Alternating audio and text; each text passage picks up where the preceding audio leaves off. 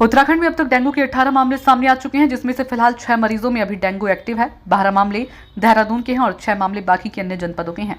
देहरादून के सीएमओ मनोज शर्मा ने बताया कि इस बीच डेंगू से पीड़ित एक व्यक्ति की मौत हो गई है, लेकिन अभी इसकी पुष्टि नहीं हो पाई है कि उस मरीज की मौत डेंगू के चलते ही हुई है या किसी अन्य बीमारी की वजह से। उन्होंने बताया कि इस बार डेंगू के मामले काफी पहले सामने आ गए हैं, हालांकि अगले महीने से इसकी तैयारी की जा रही थी। उन्होंने कहा कि जिला प्रशासन से वॉलंटियरों के लिए कहा गया है कि वह मई के महीने से ही उनको उपलब्ध करा दी। डेंगू से बचाव और लोगों को जागरूक करने के लिए 19 अप्रैल को देहरादून के जिलाधिकारी सभी अधिकारियों के साथ एक बड़ी बैठक करने जा रहे हैं। इसके साथ साथ स्वास्थ्य विभाग की ओर से भी अपने स्तर से तमाम तैयारियां की जा रही है। देखिए, बिना लोगों की जागरूकता के और बिना सबके सहयोग के तो ये ऐसी प्रॉब्लम है कि इसका समाधान केवल हेल्थ डिपार्टमेंट ही करे, वो संभव नहीं, क्योंकि हेल्थ डिपार्टमेंट केवल इलाज देख सकता है, लेकिन ऐसी नौबत ही ना आए इसके लिए तो लोगों को जागरूक होना पड़ेगा। तो जहाँ तक ये बात है कि भाई घरों में या घर के अंदर, फ्रिज के अंदर कहीं जैसे ट्रे में पानी ना इकट्ठा हो, गमलों में पानी ना इकट्ठा हो, जो बाहर ऐसा सामान पड़ा है उसमें कोई पानी तो इकट्ठा नहीं है, लार्वा जहाँ पैदा हो सके, तो ये देखना लोगों का काम है। लोगों को जागरूक होना पड़ेगा। जो बाहर कहीं पे सड़क पे गड्ढे हैं या जहाँ पे पानी इकट्ठा हो रहा है, तो वहाँ पे नगर निगम को सूचित करना, नगर पालिका को सूचित करना, ये भी इसके लिए थोड़ा जागरूक होना पड़ेगा।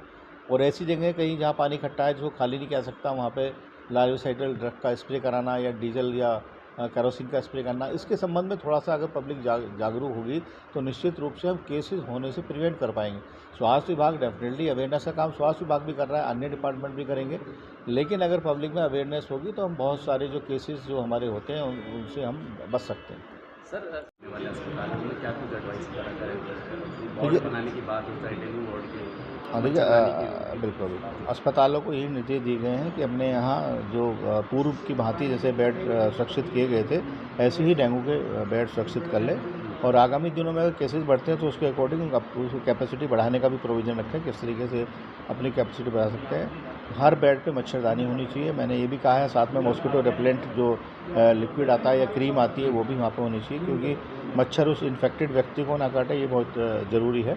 तो निर्देश दिए गए हैं। साथ में अपने क्षेत्र में उनकी कोई अगर केस आता है तो जो निरोधात्मक जो कार्रवाई करनी है वो भी उनकी नोडलशिप में उनकी उसमें होगी, आशाओं के माध्यम से, एएनएम, आंगनवाड़ी के माध्यम से, पंचायत के जो सदस्य हैं उनके माध्यम से, वो निरोधात्मक कार्रवाई भी उनकी ही लीडरशिप में उनको उसको देखना है। तो ये निर्देश भी दिए गए हैं। और बाकी दवाइयाँ की समुचित व्यवस्था अपने यहाँ बना के रखें, आई फ्रूट्स या जो भी दवाइयाँ इसमें इस्तेमाल होती हैं, समुचित व्यवस्था बना के रखें। और जो टेस्टिंग की है, कोई फीवर के साथ केस आता है, डेंगू का सस्पेक्टेड केस है, तो उसका रैपिड कार टेस्टिंग और एलेजा टेस्टिंग की सुविधा भी अपने यहाँ समुचित मात्रा में रखें। ये निर्देश सभी को दिए गए।